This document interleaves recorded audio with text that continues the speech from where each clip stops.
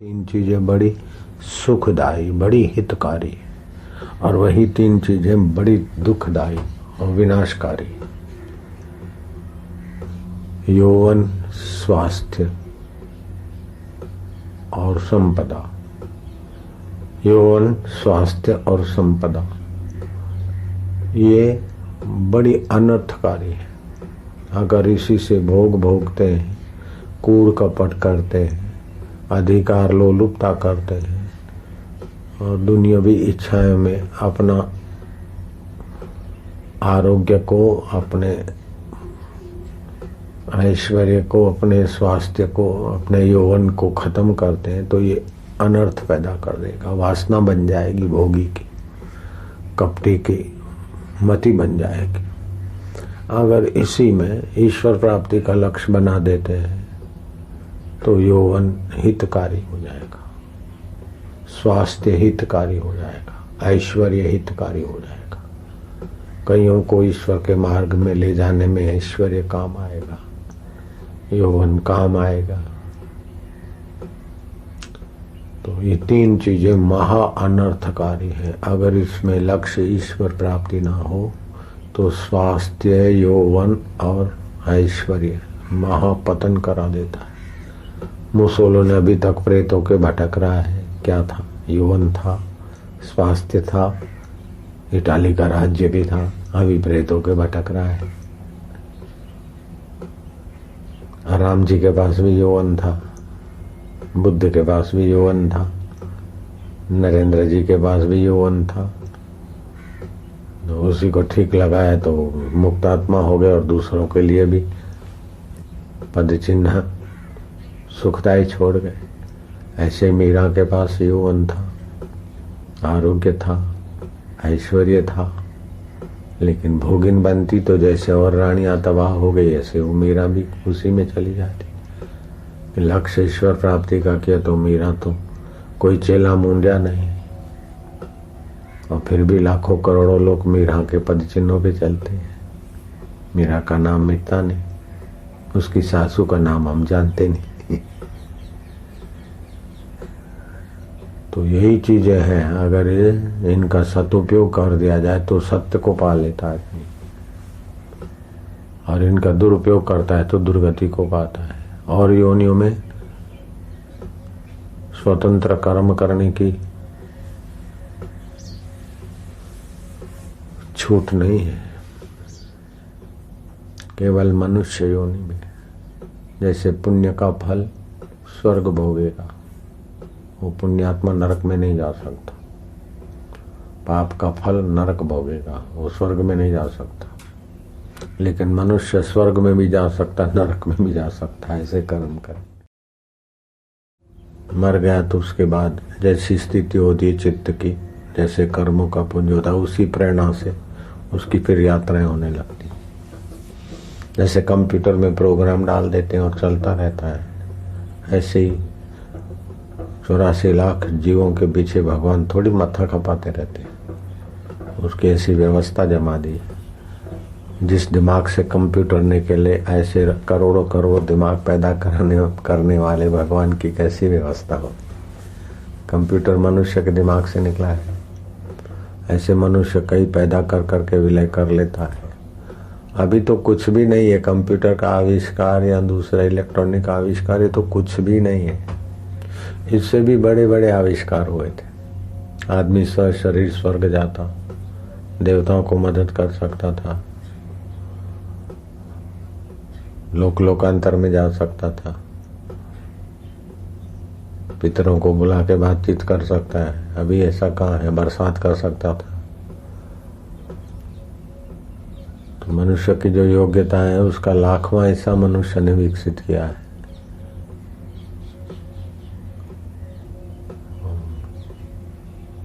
करोड़ों करोड़ों ने अरबों अरबों न्यूरॉन्स हैं, और एक एक न्यूरॉन्स, एक एक जो अपना सेल्स है, कोशिका है, उसमें इतनी ताकत छुपी है सूक्ष्म रूप से कि तुम्हारी एटमिक शक्ति है वो कुछ नहीं।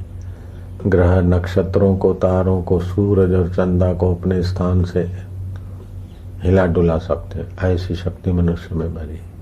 और पूर्व का इतिहास बताता है, शांडिली ने सूर्य की गति रोक दी थी, सती अनुष्या ने सूर्य की गति थाम दी थी, फलाने ऋषि ने ये कर दिया था। स्वर्ग से गिरते त्रिशंकु को विश्वामित्र ने वहीं ठहरा दिया था। विश्वामित्र ने बाजरी बना दी, अभी अपन खा रहे हैं। मकई बना दी और भी कई चीजें बनाई, जैसे ब्रह्मा जी की सृष्टि का अपन खाते हैं। चावल, जौ, गेहूं, ऐसे बाजरी, मक्का, ज्वार ब्रह्मा विश्वामित्र की बनाई हुई। विश्वामित्र भोगी राजा थे, भोग से उपरांत आई और योग में लग गए, इतना सामर्थ्य विकसित हो गया। तो ये मनुष्य रूप में तो सब में छुपा है ना। जैसे मेरे गुरुदेव में इतना सामर्थ्य था, तो मेरे गुरुदेव के साथ खेलने वाले बच्चे भी तो वैसे के वैसे ही थे। लेकिन गुरुदेव नहाने जाते नहर में, फिर नहा के निकलते तो बस नाक पकड़ के बैठ जाते।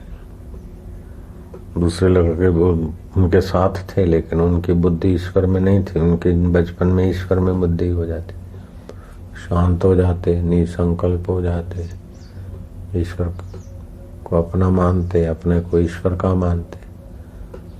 तो 18 साल की उम्र में वैराग्य और थोड़ी समय में ईश्वर प्राप्ति कर ली। आए गए साधु संतों के लिए भोजन, गुरु जी के लिए भोजन, गाय धोना, लीपन करना। वो जमाने में गैस नहीं था, तो लकड़ी बकड़ी की व्यवस्था करके चूल्हा जलाना, ये सब सेवा करते थे। फिर विचार सागर, पंचदशी ये पढ़ते। और जब गुरु जी आके दूसरे दिन पाठ पूछे और किसी कारण वो याद न रहे, तो कान पकड़ के मेरे गुरु जी का, उनके गुरु जी मेरे दादा गुरु, मेरे गुरु जी का कान पकड़ के ऐसा तमाचा रख देते कि गाल पे निशान लग जाता कि ये स्वामी केशवानंद का पंजा कैसा होता है। लीलाराम जी के गाल पर ऐसा लगता। फिर भी कभी गुरु द्वार छोड़ा नहीं, गुरु में दोष दर्शन किया। हमारी बुद्धि ऐसी मारी गई है कि जो छोड़ जाना है, असत है, दुख रूप है, उसका महत्व घुसा है। जो सुख रूप है, चेतन रूप है, आनंद रूप है, शाश्वत है, उसकी प्राप्ति का बुद्धि में महत्व नहीं है। तो इसीलिए प्रार्थना, उपासना, सेवा, नहीं तो ऐसे सेवा से, प्रार्थना से कोई भगवान बन थोड़े जाता है। भगवान तो है, लेकिन भगवान के प्राप्ति की भूख बनाने के लिए सब करना पड़ता है। अब भगवत प्राप्ति की भूख हो जाए तो फिर भगवान छुपे नहीं रह सकते। मेरे गुरुदेव तो बाप रे, हम तो उनकी चरण रज के काबिल नहीं है, सच्ची बात है। ऐसे मेरे गुरुदेव की निष्ठा क्या हो। वो नैनीताल में गर्मियों के दिनों में एकांत में रहने को आ जाते थे। आश्रम नहीं बना था, तो कहीं भी कहीं छोटा मोटा जैसा हो। वो 15 डोटियाल नेपाल से आते थे, बस अड्डे पे मजूरी करते थे, कूली, किसी का सामान उठा के। वो हिल स्टेशन पर तो गर्मियों में सीजन चल जाती है बसों की और कूलियों की, तो 15 डोटियाल उनको बोलते हैं, अपन कूली बोल दो। उन्होंने कोई हॉल भाड़े रखा था, तो 32 रुपया था रात को सोने का। तो बोले 2-2 रुपये निकालो, तो 2-2 रुपये निकाले तो बोले 30 होते हैं। तो गुरुजी वहां पेड़ के पास उनकी मीटिंग हो रही थी, गुरुजी अपनी मस्ती में बैठे थे, देखा आए तो गुरुजी खड़े हो गए, बोले भाई 15 तो तुम हो, 30 रुपये तुम्हारे हो गए, 2 मेरे ले लो, मेरे को भी अपना भागीदार बना दो। वो डुटियालों के साथ रात को पड़े रहते। मैं बोलो कैसी निष्ठा है, कैसे मेरे गुरुदेव की। इतना तो मेरी भी ताकत नहीं जितनी मेरे गुरुजी की थी। उनका झगड़ा भी निपटा है और 3-3 महीने उनके साथ रहे। वो डुटियाल तो हफ्ते में एक बार नहा लिया। नैनीताल की ठंडी में रोज क्यों नहाए। ऐसे लोगों के बीच रात को पड़े रहना, सो लेना। आश्रम तो बना है नहीं, बनाना भी नहीं था उस समय, तो पड़े रहते। पाकिस्तान तो 42 में हुआ, ये 47 में हुआ, उसके पहले। फिर शायद वो पहले की या बीच में है, लेकिन वो बिल्कुल पक्की बात है। और मैंने ये गुरुजी से पूछा भी, ये मैंने सुना तो गुरुजी ने कहा है हो गया तो क्या है, कैसे आत्मदृष्टि। ऐसे उड़िया बाबा बैठे थे एक दंडी सन्यासी है, अरे कि तुम भ्रष्ट हो, जहां तहां बैठे रहते हो, ऐसे हो वैसे हो, साधु हो के ऐसा करते हो ऐसा करते हो ऐसा करते हो। वो महापुरुष की बुद्धि तो भगवान में, सब ब्रह्म में, सब चिद घन चैतन्य है, कोई बुरा नहीं कोई पराया नहीं। एकांत में रहते लेकिन कहीं भीड़ हो जाती, कहीं ये होते तो भीड़ भीड़ में उनको विषयानंद में कि उनकी तगड़ा धुआं में भी उनको आनंद आ रहा है, विक्षेप में भी आनंद मना रहे, तो अपन काय को विक्षिप्त रहो, अपने भी आनंद रहो, अपने आनंद स्वरूप में। तो बोले ऐसे लोग जो नाच रहे हैं, हिजड़े नाच रहे हैं या लोग नाच रहे हैं, शोर बकोर कर रहे हैं, और तुम ऐसे ही पड़े रहते हो, यहीं रहते हो। तो उसने खूब सुनाई। तो उड़िया बाबा को मानने वाले लोगों को गुस्सा आया कि हम इसको साधु को जरा सुना दें। तो उड़िया बाबा ने कहा देखो, इनको कोई कुछ भी बोलेगा तो फिर मैं इस प्रदेश में से चला जाऊंगा, कभी पैर नहीं रखूंगा, इनको बोलने दो। तो कोई बोला नहीं। वो साधु तो जितना बोलता रहता, कुछ सुनाता रहता। उड़िया बाबा उसका कोई विरोध नहीं किया। वो जब सन्यासी मरने को था तो उसको पश्चाताप हुआ कि मैंने ऐसे बड़े संत को जो समता में टिके, इतना अपमान किया भक्तों के बीच, कुछ नहीं बोले, यार मेरी क्या गति होगी। ऐसे वैसे उसको पश्चाताप हुआ था। मरने की घड़ी आई तो उसने अपने चेलों को भेजा कि उड़िया बाबा को बुलाओ, मैं जा नहीं सकता हूँ, मैं उनके चरण छूंगा, माफी लूंगा। तो उड़िया बाबा के पास खबर आई तो उड़िया बाबा उनके मिलने, चलो भाई चले, पश्चाताप कर रहे हैं, अच्छा है, उनका भाव शुद्ध हो गया। तो उसके पहले वो मर चुके थे। तो हाँ, बुढ़िया बाबा किसी के शमशान में नहीं जाते, लेकिन उसके शमशान यात्रा में गए।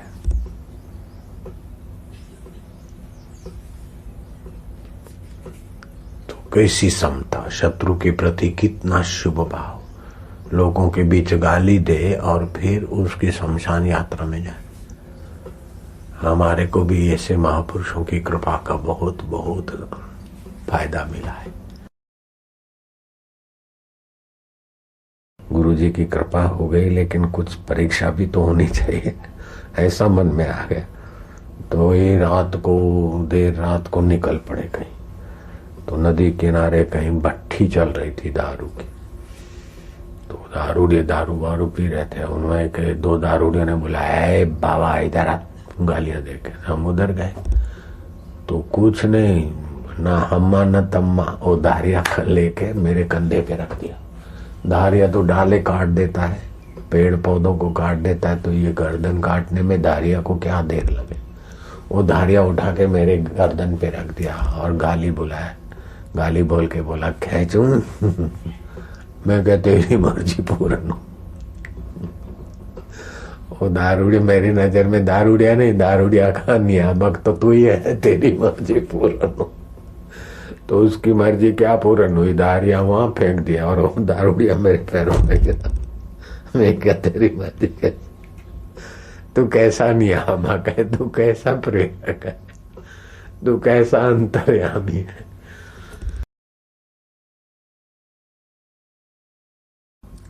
और वो कहीं दूर नहीं गया, वो ज्ञान स्वरूप चैतन्य स्वरूप अभी आत्मा होकर बैठे हैं। लेकिन बुद्धि में, मन में ये बाहर का महत्व है, इसीलिए उनको हम नहीं पा सकते, नहीं जान पाते। वो तो हमको जानते हैं, लेकिन बोलते जा जा जाते हैं तो जा। जो देवताओं को भजता है तो देवताओं को भजने के लिए उसकी श्रद्धा दृढ़ कर देते। प्रेतों को भजता तो प्रेतों में ही उनकी श्रद्धा कर देते, गीता में कहा है। तो फिर महाराज आप उनको प्रेतों में क्यों श्रद्धा कर देते हो? प्रेतों में श्रद्धा करेंगे तो फिर वो मर के प्रेत बनेंगे। देवताओं में श्रद्धा करेंगे तो देव बनेंगे, और संसार में आसक्ति श्रद्धा करेंगे तो जन्मेंगे मरेंगे। तो आपकी उनकी श्रद्धा वहां से हटाकर अपने में क्यों नहीं लगाते ताकि उनका कल्याण हो? ऐसा क्यों नहीं करते प्रभु? बोले तो फिर मनुष्य जन्म की स्वतंत्रता कहाँ रहेगी? मनुष्य अपने भाग्य का आप विधाता है, वो जो चाहे वो कर सकता है। यत् कृते मनुष्य तन्न शक्य सुरासुरई। मनुष्य को जो स्वतंत्रता है वो देवताओं को और असुरों दैत्यों को नहीं है। तो ये उसकी स्वतंत्रता मैं कैसे छीन लूं?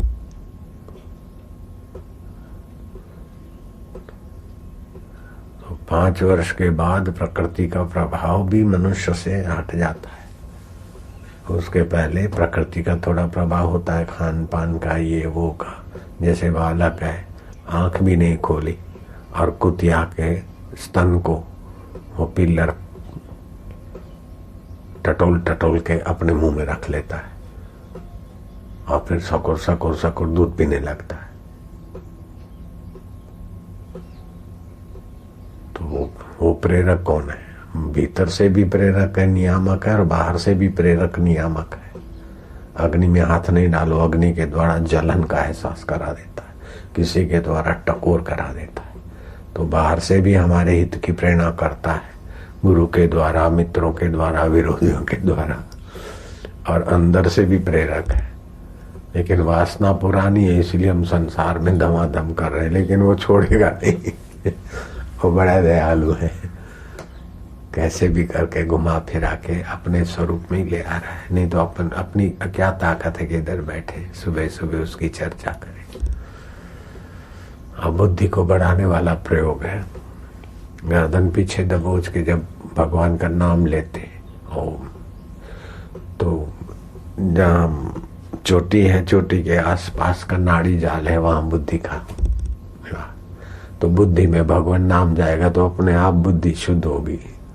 फिर गर्दन आगे दबोच के करते हैं तो स्मृति जगेगी, और स्मृति भगवान नाम के वातावरण में जब स्मृति बढ़िया रहेगी तो भगवान की स्मृति अंतकाले भी रहेगी तो सदगति हो जाएगी। इसीलिए ये सारे प्रयोग हमको अच्छे लगते, मैं तो करता हूँ, आपको भी कराता हूँ। ददामी बुद्धि योगम तम ये नमामुपयांति थे। जो मुझे भजते प्रीति पूर्वक उसको बुद्धि में योग दे देता हूँ। तो बस भगवान में प्रीति हो जाए। तो कैसे हो प्रीति? तो भगवान को अपना मानने से प्रीति होगी, उसके नाम का स्मरण करने से प्रीति होगी, जो सच्चे संत है उनके जीवन चरित्र पढ़ने सुनने से प्रीति होगी, सच्चे संतों के संग वचन सत्संग से प्रीति होगी। बस भगवान में प्रीति बढ़ जाए, सारे दोषों का अंत, और सारी ऊंचाई से ऊंची, ऊंचे से ऊंची चीज पाने का कुंजी है, निश्चिंतता की कुंजी, पाप नाश की कुंजी।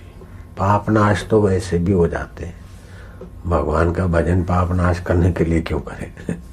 पाप नाश तो पुण्य से पाप नाश हो जाता है, संयम से पाप न होते नहीं। भगवान का भजन करने से पाप नाश होता है, रस प्रकट होता है, बुद्धि शुद्ध होती है, भगवान अपने लगते, और बहुत सारे फायदे। चलो कथा में जाएं, भगवान का भजन करें, पाप नाश हो जाए। पाप का फल है दुख। जब पाप फल देता है ना तो आदमी उसी निमित्त से दुखी हो जाता है। मान लो आपका व्यवहार से किसी ने कुछ कहा, अगर पाप जोरदार है तो क्या ऐसा कर दिया, मेरा अपमान कर दिया, ऐसा कर दिया। अगर पुण्य है कि वाह प्रभु, मेरा दोष निकालने के लिए तुमने इनके हृदय से मेरे को प्रेरणा दी। संत जा रहे थे, किसी ने प्रणाम किया और संत ने अंगूठा दिखा दिया। अरे बोले देखो, इतने बड़े संत अभी भी अंगूठा दिखाते, बचकानी नहीं गई, ऐसी कोई रीत होती? तो उसके पाप ने ऐसा अर्थ लगवा दिया। और दूसरे आदमी ने, वही खड़ा था साथ में, बोले देखो कितने निर्दोष हैं, इतने बड़े संत भी बालक की नहीं निर्दोष है, वाह। अब उसका पुण्य उसको वहां करा के आनंद दे रहा है और उसका पाप उसको फरियाद करके दुख दे रहा है। संत ने तो वही किया जो भीड़ थी। कोई यूं सोच के दुखी हो रहा है तो वो पाप का फल दुख पैदा करा देता है, फरियाद पैदा करा देता है। पुण्य का फल सुख आनंद पैदा करा देता है। तो पाप और पुण्य कहीं आसमान में नहीं रहता है। देवता कोई तुम्हारा हाथ पकड़ के तुमको स्वर्ग में नहीं ले जाएगा, अथवा कोई दानव आकर नरक में नहीं ले जाएगा। पाप बढ़ेगा तो बुद्धि में ऐसा सोचने को आ जाएगा, और पुण्य बढ़ेगा तो बुद्धि ऐसे सोचेगी।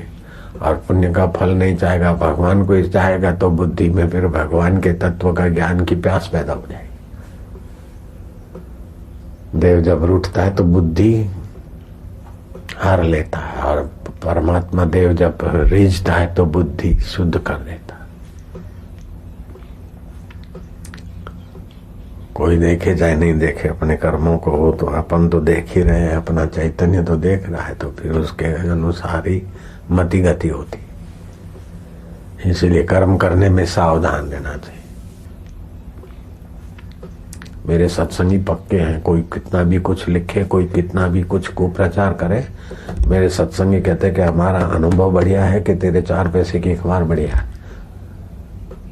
अथवा तू जो बोलता है तो तू बोलता है तो जा। नानक के लिए भी बोलते थे, कृष्ण के लिए भी बोलते थे, बुद्ध के लिए तो जेतवन में वैशा को कुकर्म करके बुद्ध के बगीचे में डांट के आए, गाड़ के आए, और फिर अफवाह किया कि बुद्ध का जो बुद्ध के लिए वैशा बोलती थी कि मेरा बुद्ध ग्राहक बना है, बुद्ध को अपने पाप का भय लगा, इसलिए उसके साथ कुकर्म करके बुद्ध ने वहीं गड़वा दिया, जाके खुदाई कराओ। तो राज्य के तरफ से जेतवन में खुदाई हुई और उसकी लाश मिली। तो बुद्ध पर तो सबूत इतना, फिर भी बुद्ध को अभी बुद्ध के भक्त मानते हैं, और वो षड्यंत्र करने वालों का तो बेचारों का क्या हुआ मेरे को ही पता नहीं है। ऐसे महावीर के लिए गोशालक और 500 साधु को प्रचार करने लग गए, फिर भी महावीर के प्यारे महावीर को मानते जानते। वो गोशालक और उसके 500 को प्रचारक कहाँ चले गए कोई पता नहीं। तो जिसके मन में भगवान का महत्व होता है, फिर उसको कोई निंदो चाहे कोई विरोध करो, उसके चित्त में घबराहट नहीं होती, उसके चित्त में द्वेष नहीं होता। फिर वो सामने वाला द्वेष करता है तो प्रकृति उसको घुमा घुमा के देखा देती। नारायण हरि नारायण। मेरे को तो बड़ा मजा आया, वो धारियां रख दिया, गालियां इतनी बड़ी बड़ी दी, दारू के नशे में भाई ऐसी ऐसी गाली दी कि हम याद ही नहीं रख पाए। इतनी भयंकर गालियां थी। हम ऐसे शांत खड़े रहे। फिर बोले सारा खेचू, और भी दूसरी गाली नहीं। उसकी ऐसी कृपा में कहते तेरी मर्जी पूर्ण। और दारूडिया ने तो सुना तेरी मर्जी पूर्ण हो, लेकिन मैंने किसको कहा उसने खूब सुना। उसने तो जबरदस्त सुना। मैं कह तेरी मर्जी पूर्ण हो, ऐसा कहते ही दारूडिया के अंतरात्मा तो वही था, धड़ाक से उधारिया उधर फेंका और लंबा पड़ गया।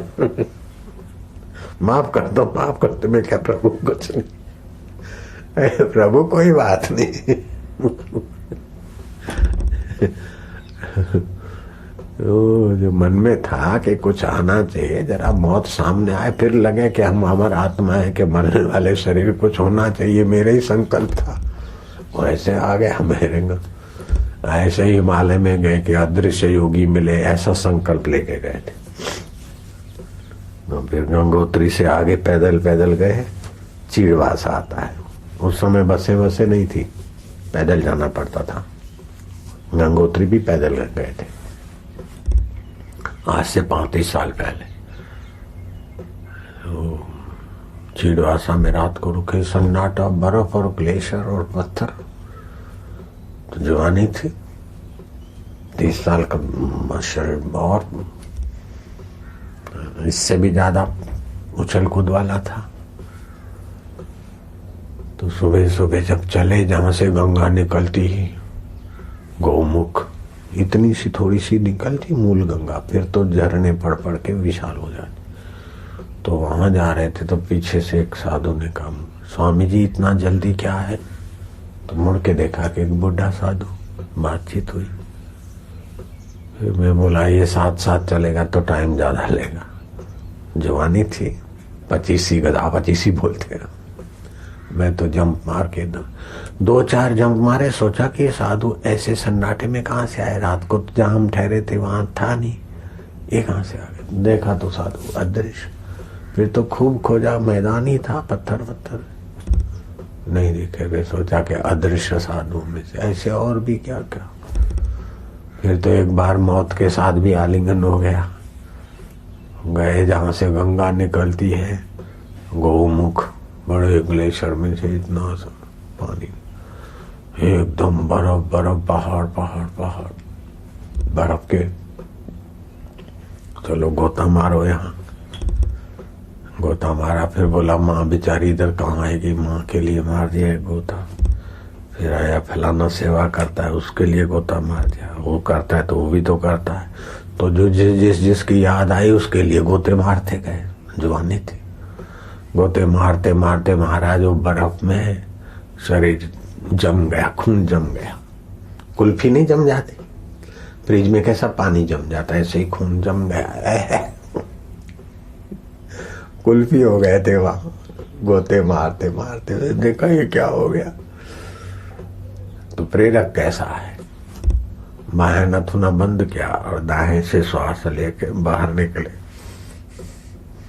तो पता चल गया कि कितनी भी सर्दी लग जाए, दाएं नाक से श्वास ले, बाएं से छोड़े, सर्दी गायब। अभी सर्दी लग गई थी तो मैंने कोई दवा नहीं ली। बाएं से श्वास लिया 5-7, ज्यादा लेंगे तो गर्मी चढ़ जाएगी। दाएं से लो, बाहें छोड़ो, 5-7 श्वास अच्छी तरह से लो, रोको और छोड़ो तो सर्दी गायब। और गर्मी लग गई है तो बाहें से लो शीतल और दाएं छोड़ो तो गर्मी का प्रभाव चले।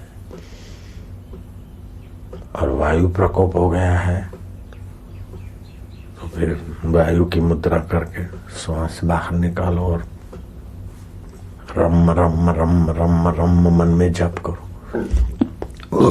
हाँ, अग्नि तत्व बढ़ेगा, वायु भागेगा। तो ये सब ऐसी ऐसी युक्तियां कभी शास्त्रों से मिल जाती है, कभी वो प्रेरक दे देता है तो आपको लगता है कि अरे बापूजी, अरे बापूजी, अरे बापूजी क्या भाई, हम ना हंसकर सीखे हैं ना रोकर सीखे हैं। जो कुछ भी थोड़ा सीखे गुरु जी के होके सीखे हैं बस। एकाग्रता का धन दुनियावी धन से कई गुना ज्यादा है। एकाग्रता का धन जिसके पास है उसके आगे राजा महाराजे, देव, यक्ष, गंधर्व, किन्नर, यहाँ तक कि ब्रह्मा जी भी प्रकट हो जाते। एकाग्रता बड़ा धन है और सभी लोग एकाग्रता का धन कमा सकते। एक ही जगह पर मन को लगाना, एकाग्र होना। देश बंधस्य चित्तस्य धारणा, एक देश में चित्त को लगाना उसको बोलते धारणा। फिर ध्यान होता है। जैसे आप कमरे में बैठे या हॉल में बैठे तो कमरे की वस्तु या हॉल की वस्तुओं के बिना मन कहीं ना जाए, उतने में उसको पहले बांधो, दूसरे का कहीं चिंतन ना करे। इसको उसको मगर भटकना है तो इतने में भटकाओ। अब वो अभ्यास हो गया तो फिर उस कमरे की, हॉल की एक चीज में ही मन को, उसमें भी भगवान का चित्र हो, गुरु का हो, स्वस्तिक हो तो एक टक लगा दो। तो इससे एकाग्रता आती है। एकाग्रता से ऐहिक सफलताएं भी होती है और आध्यात्मिक धार्मिक लाभ भी होता है। लेकिन परम लाभ एकाग्रता से नहीं होता है। परम लाभ हो एकाग्र मन तो ऐसे कई गायकों का भी हो जाता है, कवियों का भी मन एकाग्र हो जाता है, कारीगरों का भी मन एकाग्र हो जाता है कुछ क्षण। और बड़े बड़े तपस्वियों का मन तो कई समय तक, कई दिनों तक एकाग्र रहता। इससे एकाग्रता का तो बड़ा महत्व है, लेकिन उसके साथ सावधानी नहीं रही तो वो एकाग्रता भी जन्म मरण से पार नहीं कर सकती। जैसे हिरण्याकश्यप का मन एकाग्र हुआ, ब्रह्मा जी आ गए, वरदान मांगने को कहा, ऊपर न मरूं, नीचे न मरूं, ऐसे न मरूं, ऐसे न मरूं, सारे वरदान मिले। हिरणपुर बनाया सुवर्ण का। रावण ने एकाग्र मन से तप किया, एकाग्रता हुई, वरदान पाया शिव जी से। फिर भी लंका रावण की दिखती नहीं है और हिरण्याकश्यप का हिरणपुर नहीं दिखता। एकाग्रता के साथ ये संभालो ध्यान में कि उसमें वासना से रहित मन बने, विक्षेप से रहित बने, दुखों से और अज्ञान से रहित बनने वाली एकाग्रता हो। तो दुख और अज्ञान से ही सारे दुख होते और अज्ञान से ही वासना होती। तो अज्ञान क्या है कि अपने आप को न जानना और शरीर को मैं मानकर कुछ पाकर, कुछ संग्रह करके सुखी होने की जो बेवकूफी है, इसको अज्ञान बोलते। हम स्वयं परम सुख रूप है, उसके आगे स्वर्ग का अमृत भी कोई माना नहीं रखता, दुनिया का सारा वैभव कोई माना नहीं रखता। हमारा आत्मा इतना सुख स्वरूप है, चेतन स्वरूप है, ज्ञान स्वरूप है, नित्य है, विभु है, व्यापक है, अनंत ब्रह्मांडों का अधिष्ठान जो परमेश्वर है वही मेरा आत्मा होकर बैठा। इस प्रकार का ज्ञान सहित ध्यान। मन से लड़ो मत। एकाग्रता करोगे ना तो मन भाग जाएगा। तो हारो मत, निराश मत हो, लड़ो मत, भिड़ो मत। मन में अच्छे संस्कार भरते जाओ। मन के पेट में वासना को निकालना है तो जैसे तुम्बे में गोबर भरा है। हाँ, बुद्ध कहते हैं कि भिक्षा डालो। बोले महाराज तुम्बा तो गोबर से भर के आए। बोले तुम डालते जाओ। तो खीर की धार करते गए तो गोबर निकलता गया और फिर खीर कुछ रही लेकिन खाने के लायक नहीं रही। तो बुद्ध ने कहा जब दिमाग में तुम बोलते हो कुछ उपदेश दो और तुम्हारे दिमाग में भरा है संसार की वासना, कुछ पाना, संग्रह करना, भोगना, तो फिर मेरा उपदेश भी मुक्ति के काबिल नहीं होगा। मैं कितना भी उपदेश दूं लेकिन तुम अपना बर्तन में ये कचरा रखोगे तो कैसे? पहले कचरे से बर्तन को खाली करो, अर्थात मस्तक को, हृदय को अपना उद्देश्य ऊंचा बना लो तो कचरे से खाली हो जाएगा। तो उद्देश्य ऊंचा क्या है कि ऊंचे में ऊंचा तो उद्देश्य है कि बिना वस्तु, बिना व्यक्ति, बिना परिस्थिति के हम पूर्ण सुखी हो रह सकें, मुक्त रह सकें, किसी के बंधन में ना आए। हकीकत में आत्मा निर्बंध है, इसलिए सब जीव भोग भी निर्बंध चाहते हैं, कर्म भी निर्बंध चाहते हैं, जीवन भी निर्बंध चाहते हैं। आपके आज बाउंड्री में गायों को रखा तो भागा दौड़ करने लगी। चारा तो था, घास हरा भरा था, लेकिन नहीं थी, उनको बंधन लग रहा था। कल की बात है। फिर धीरे धीरे आदत पड़ जाती तो अलग बात है। तो ऐसे ही तो ये जीव हमेशा निर्बंध नारायण का सनातन सपूत है, अंग है। इसलिए मुक्तता सभी चाहते, कोई किसी का बंधन सदा के लिए नहीं चाहता। हाँ, सत शिष्य संसारी बंधन से निकलने के लिए शास्त्र, गुरु और भगवान की बंधन में अपने को डालता है ताकि और बंधनों वालों से बचे, और फिर शास्त्र, गुरु और भगवान उसको मुक्त कर देने में देर नहीं करते। तो गुरु, शास्त्र और धर्म हमको बंधन में नहीं डालता, लेकिन धर्म हमें और बंधनों से छुड़ाने के लिए कुछ न कुछ नियम व्रत देता है ताकि पतन से हम बचें। तो मन में जैसा आया ऐसा करते करते तो सदियों से आए। जैसे पतंगिया को मजा दिखी तो भागा, परिणाम क्या आएगा? कुछ नहीं।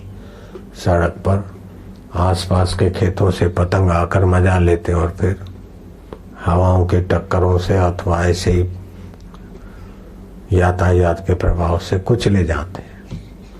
मछली स्वाद के लिए लपकती और फिर फंस मारती है। भंवरा सुगंध में लपकता है और फिर सुबह भंवरे में इतनी ताकत है कि वो बांस में छेद कर सकता है, लक्कड़ में। वो कमल में सुगंध आती है, मजा लेते लेते वहीं आराम कर लेता है। सुबह उसको जंगली जानवर आकर कुचल डालते या तो चबा देते। तो जो बाहर का स्वाद है वो जीव को नष्ट करने वाला है।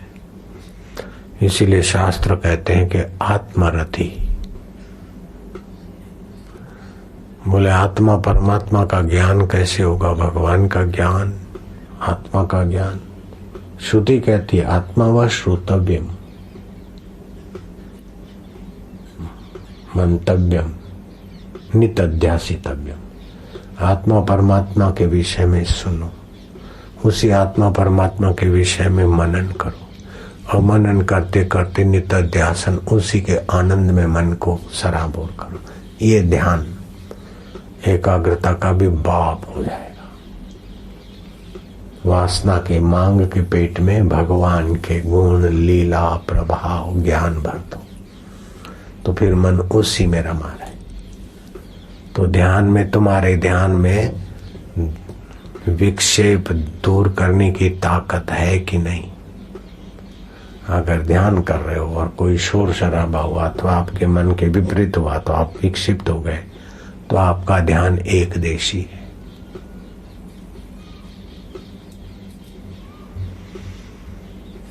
तुम्हारे ध्यान में, ध्यान तो बहुत ऊंची चीज है, लेकिन ध्यान में भगवत ज्ञान, विक्षेप निवृत्ति और परमानंद की प्राप्ति का लक्ष्य भर दो।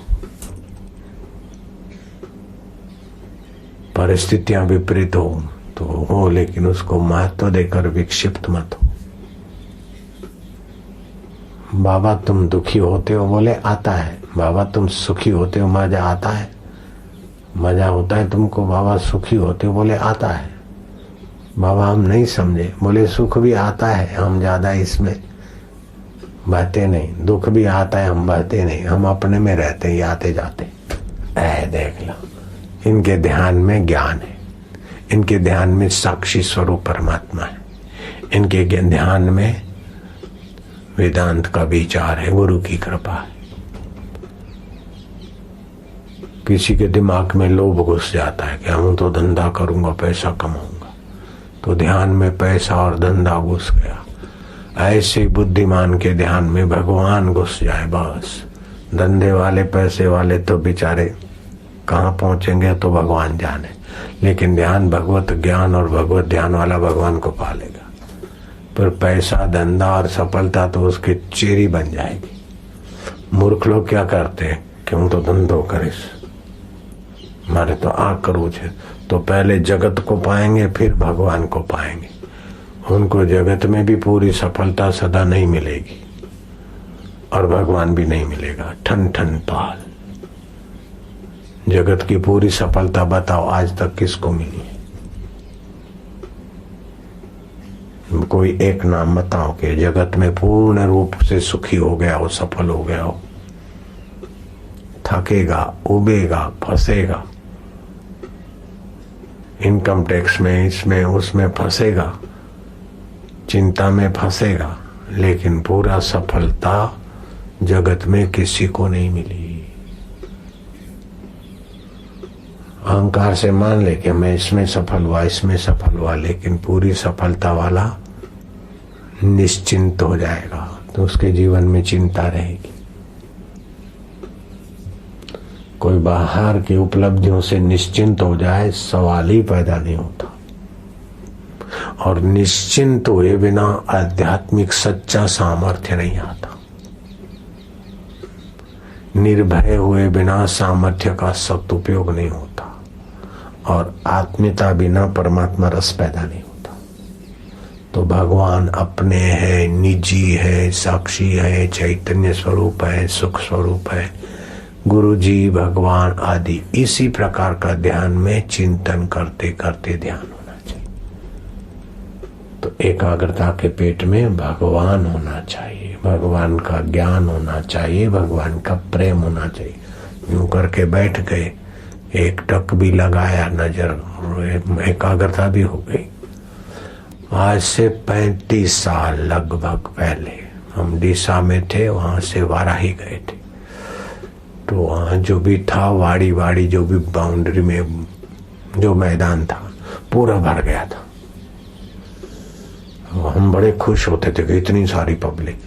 अभी तुम बैठे उतनी नहीं थी, अभी जितनी है उतनी तो नहीं थी, लेकिन वो पहले सत्संग किया तो 1, 2, 4 हजार आदमी भी हमको तो बहुत लगे, और इतने लोग आए तो पूरा वो डेला वेला भर गया, बाहर भी लोग। जब सत्संग पूरा हुआ तो मेरे निवास पर एक बुजुर्ग साधु सन्यासी मेरे पास आया, खूब रोया।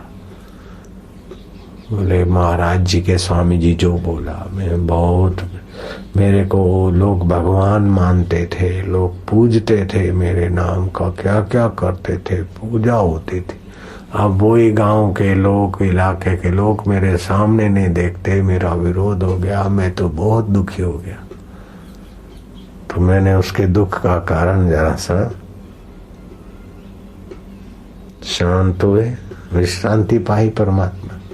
तो मैंने बताया कि तुमने महाराज त्राटक किया था, और फिर उस एकाग्रता को लोगों की कोई पानी में डाल के नजर और देते थे तो बीमार लोग ठीक हो जाते थे, अथवा किसी की मनोवांछा पूरी हो जाती थी तो लोग तुमको पूजते थे। और एकाग्रता का धन खत्म हो गया तो आपका वो सफल नहीं होता, इसीलिए वही आपको पूजने वाले आपके विरोधी हो गए। वो बोले तुम तो भगवान हो। उसके मन की बात बता दी ना, तो वो बोले भगवान, मैं अकेला भगवान नहीं हूं भाई, सभी भगवान का ही स्वरूप है, सभी का आत्मा भगवत स्वरूप है, केवल उसमें विश्रांति पालो, ज्ञान स्वरूप है, आनंद स्वरूप है। Every man is the god but playing the fool. तुम तो भगवान हो तो तुम कौन हो भैया? लेकिन ये देखने की वासना, सूंघने की वासना, चखने की वासना, सुनने की वासना, काम विकार भोगने की वासना से हम भगवान की सत्ता से दूर फेंके जाते। इसीलिए शास्त्र ने कहा विविक्त देश सेवितम और अति जन संसर्ग। लोगों के संपर्क में रहोगे, टीवी रहेगी तो फिर एकाग्रता नहीं होगी बेटे। समाचार पत्र पढ़ते रहेंगे, मोबाइल भी साथ में रखेंगे तो एकाग्रता ऊंची नहीं होगी। इसलिए कुछ समय इन चीजों से अपने को उपराम करके अभ्यास करो, नहीं तो इतनी देर तो इन चीजों से फारग रहेंगे। तो एकाग्रता, और एकाग्रता के पेट में भगवान का ज्ञान, नहीं तो एकाग्रता में मजा नहीं आएगा। थोड़ा रस आया ना आया, फिर कुछ मन में जो चाहोगे वो हो गया, उन्हीं चीजों में फिर फंस जाएंगे। भगवान होके पूजे जाएंगे लेकिन कितने दिन, और समझो आखिरी तक भी पूजे गए, फिर क्या हुआ? भगवान के स्वरूप को तो नहीं जाना ने। एकाग्र होके भगवान की सत्ता लाए और उस सत्ता को संसार में खर्च कर दिया। तो हिरण्याकश्यप के सामने आपकी एकाग्रता क्या है? रावण के सामने आपकी एकाग्रता कितनी होगी? 60 हजार वर्ष आयुष्य वालों के आगे आपकी क्या आयुष्य? इसीलिए सुंदर सत्संग है, सलाह है कि एकाग्रता के साथ साथ भगवत ज्ञान, भगवत प्रेम, भगवत प्राप्ति का उद्देश्य बना लो। आपका भगवत प्राप्ति का उद्देश्य बनते ही अंतर्यामी परमेश्वर ज्ञान स्वरूप है, आपके उद्देश्य को पोषण देंगे।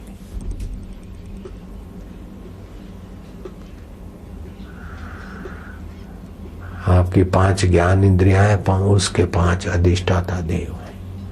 आप इन ज्ञान इंद्रियों के द्वारा देखने का, सूंघने का, चखने का, स्पर्श का, भोग की वासना से जब संसार में जाते हो तो ये भगवान के 5 आदि देव हैं, ये आदि भूत।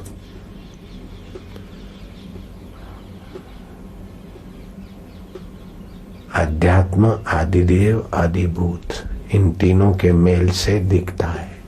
नेत्र हो, नेत्र का आदिदेव की सत्ता हो और आपका अध्यात्म तक। तो जब आप इन भगवान के उपजाए हुए देवों में और भूतों में ही रम रहे हो तो भगवान आपको स्वतंत्रता देते। जब आप इन देवों की सहयोग से और भूतों के मेल से देखते हो कि सुख के नाम पर आयुष्य बर्बाद होती है, सुख टिकता नहीं, तो आपने ईश्वर के सुख का इरादा किया तो ईश्वर उनको संकेत कर देते कि अब ये तुम्हारा गुलाम नहीं, तुम्हारा भगत नहीं, तुम्हारा प्रेमी नहीं, मेरा प्रेमी है। इसलिए हे रूप के देवता, इसको बाहर के रूप में आकर्षित मत करो। हे रस के देवता, जिह्वा के, अब इसको बाहर के स्वाद में लोलुप मत बनाओ। हे स्पर्श के देवता, अब इसको काम विकार में अब नहीं गिराओ, अब ये राम रस में आएगा। आपकी इच्छा होते ही ये शब्द, स्पर्श, रूप, रस और गंध, पांचों विकारों का प्रभाव कम होने लगेगा। केवल ईमानदारी से ईश्वर को आर्त भाव से प्रार्थना करो कि हमें तुम्हारा ज्ञान, तुम्हारी प्रीति, तुम्हारी भक्ति मिले, विकारों से बचा दो। कोई बड़ी संस्था है, बड़ी कंपनी है, तो लेबर बेचारे असिस्टेंट मुकदमों के अधीन होते हैं। लेकिन उसी मजदूरों में से कोई सेठ से प्रीति करता हो मजदूर, तो फिर वो सेठ समझे कि तो बड़ा वफादार है और मेरे को बहुत चाहता है, तो सेठ जर्नल मेरे तेरे को कह देगा कि अब ये तुम्हारे अंडर में नहीं रहेगा, ये मेरा आदमी है, ये मुझे चाहता है और मेरा आदमी है। तो बताओ ये 10-20 हजार मजदूरों में वो मजदूर सबसे विशेष हो गया, उसको सब अनुकूल हो जाएंगे क्योंकि सेठ का आदमी हो गया खास। अरे भाई 10-20 हजार मजदूरों का जो स्वामी है उसका आदमी होने से उधर तुम्हारा वट है जो सारे ब्रह्मांड का स्वामी। तुम जब उसके बन जाते हो तो महाराज मनुष्य, यक्ष, गंधर्व, किन्नर, देव सब आपके लिए अनुरूप हो जाते हैं। ज्ञात्वा देवम मुच्यते सर्व पाशेभ्य, उस परमात्मा देव को जान लिया तो सभी बंधनों से मुक्त हो गए। परमात्मा देव को जानने की, पाने की तीव्र इच्छा करने मात्र से बड़ी मदद मिलती है। जे कर मिले तराम मिले, ब्यो सब मिलो तछा थियो, दुनिया में दिल जो मतलब पूरो थियो तछा थियो। अगर मिले तो परमात्मा मिले, पाए तो परमात्मा सुख पाए, पाए तो परमात्मा ज्ञान पाए, पाए तो परमात्मा नंद पाए। ये विषयानंद नाक का आनंद कब तक है, कब तक आया, उपयोग कर लिया, लेकिन इसकी गुलामी नहीं। ये मिले, ये वासना नहीं। हाँ, सुगंधित फूल है, सुगंधिम पुष्टि वर्धनम, ज्ञान तंतुओं को पुष्टि मिले, चलो ठीक है, उपयोग हो गया। पूजा में रखे, चलो ठाकुर जी को अर्पण करके प्रसाद बनाओ, भोग मत बनाओ। ऐसे प्रसाद भोजन भी खाओ तो स्वाद के लिए नहीं, स्वास्थ्य के लिए खाओ।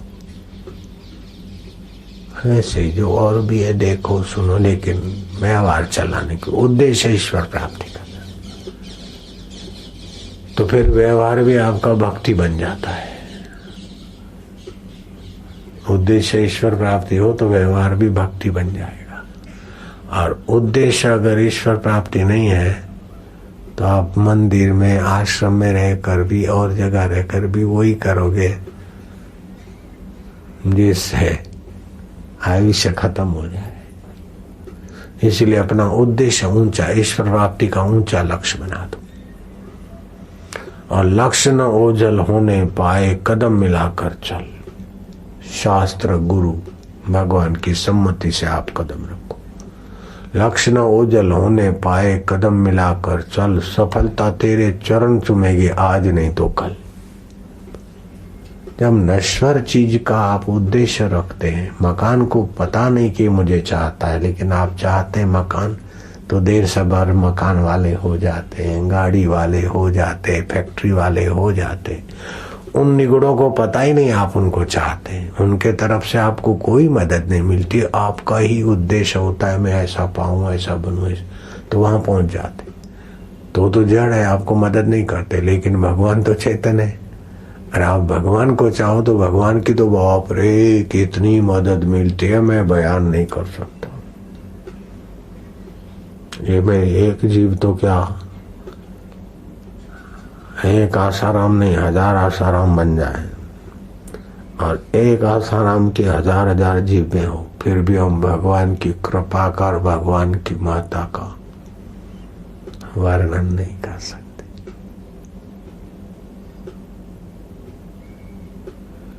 भगवान भगवान, कई सृष्टियां पैदा हुई, भगवान का एक नाम है केशव। आप लोग गाते ना आरती में, अच्युतम केशवम। अच्युत माना जो अपनी महिमा से कभी च्युत न हो। ब्रह्मा जी का ब्रह्मलोक च्युत हो जाता और ब्रह्मा जी अपने शरीर से विदाई ले लेते। इंद्र तो ब्रह्मा जी के एक दिन में 14 बदलते, और ऐसे ब्रह्मा जी इंद्र देवता 14 बदलते ब्रह्मा जी के एक दिन में, और ऐसे ब्रह्मा जी 100 साल जीते। और वो ब्रह्मा जी एक एक ब्रह्मांड के एक एक ब्रह्मा जी है, एक एक विष्णु जी है, एक एक शिव जी है। केशवा का माना ब्रह्मा, श माना शिव और व माना विष्णु। जो अनंत कोटि ब्रह्मांडों के, अनंत कोटि ब्रह्माओं के, अनंत कोटि विष्णुओं के, अनंत कोटि शिवों के जो अधिष्ठान आत्मा होकर बैठे, वह अच्युत और केशव। हम लोग गाते थे बचपन में अच्युतम केशव, लेकिन अब अर्थ अभी समझ में आए इतनी उम्र में। अच्युतम केशवम राम नारायण, जो रोम रोम में रम रहा है राम, जो नर नारी का अयन आत्मा होकर बैठे। सीधराम माधरम गोपिका वल्लभ, सिद्धों में माधव में गोपियों में, उसमें शांत होना है, उसमें विश्रांति पानी है, निश्चिंतता पानी। ओम ओम ओम ओम। निश्चिंतता के बिना सामर्थ्य नहीं आता। जरा जरा बात में चिंतित होने की गंदी आदत छोड़ दो, लापरवाही भी छोड़ दो। जो कर सकते वो कर डालो, जो नहीं कर सकते उससे मन को उपराम कर दो। रेलवे स्टेशन पर गए, बोले दिल्ली मेल कितने, बोले इतने बजे जाएगा। बोले राजधानी कितने बजे जाती है, बोले 5:40 को। आश्रम एक्सप्रेस, बोले इतने बजे। बोले आगरा लोकल, बोले 11 बजे रात को। जयंती जनता, बोले सुबह 5:30 बजे। बोले महसाणा शटल कितना वागे जाए छे? अरे भाई तेरे को कहाँ जाना है? बोले साहब मेरे को तो प्लेटफॉर्म पार करना है, पटरी पार करना है। अरे मूर्ख, फिर इतना खोपड़ी में काय को भरता है? बोले टाइम देख जाना हो तो फिर पटरी पार करने में जरा ठीक रहेगा ना। अरे तू इधर उधर देख के पटरी पार कर लेना बुद्धू। सब गाड़ियों के टाइम टेबल अपनी खोपड़ी में क्या रखता है? इसीलिए संसार का जितना जरूरी है जानना, बाकी ज्यादा क्या जाने यार। क्यों अपने खोपड़ी को संसार से भर के कचरा कर दो? बुद्ध बोलते कि कचरा भरा है तो मेरा अमृत कैसे रहेगा, गोबर भरा है तो खीर कैसे टिकेगी, और थोड़ा धार ज्यादा करे तो भी टिक गई तो खाने के लायक तो नहीं होगी। तो लक्ष्यहीन चिंतन बुद्धि को व्यर्थ की शक्ति हरास करा देता है। इसलिए लक्ष्यहीन चिंतन कर रहे हैं हम लोग, इसका चिंतन उसका चिंतन, इसके ये था इसने ऐसा करा उसने, काहे को करो बाबा। इसीलिए एकांत कमरे में, एकांत देश में ध्यान भजन 7 दिन भी कोई करते तो बहुत बड़े अनुभव होते। व्यक्ति तो वही के वही हैं, लेकिन वो लक्ष्यहीन चिंतन करके बेचारे 7 साल में नहीं कर पाते, वो 7 दिन अपने मौन मंदिरों में उनको अनुभव होने लगते हैं। बोले बापू जी ने कृपा कर दी, हमने कोई कृपा नहीं की। आपका लक्ष्यहीन जो वो शक्ति नाश हो रही थी वो कुछ लक्ष्य में लग गई तो अंदर की शक्ति जगी। मैंने कृपा कर दी जो अंदर बापू जी प्रकट, ये सब वो तो क्या है। आप आगे तोड़ो चलो तो अपने आप रहस्य खुलेंगे। आपको समझ में नहीं आया तो बोल देते चमत्कार हो गया, वैसा हो गया, वैसा हो गया। नारायण नारायण नारायण। जब तक आत्मा परमात्मा प्राप्ति नहीं हुई तब तक कुछ भी पाने की इच्छा आत्मवंचना है, अपने आप से धोखा है, अपने आप को सताना है, ठगना है।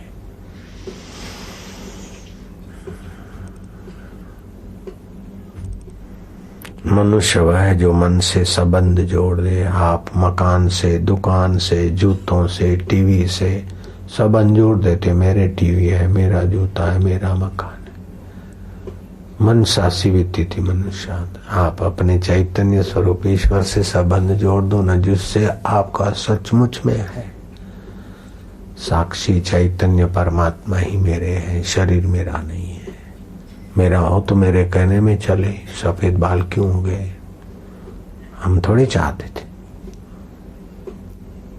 बूढ़ा क्यों हो जाता है, शरीर बीमार क्यों हो जाता है? कोई चाहता है क्या? मर क्यों जाता है? तो शरीर हमारा नहीं है, शरीर 5 भूतों का है।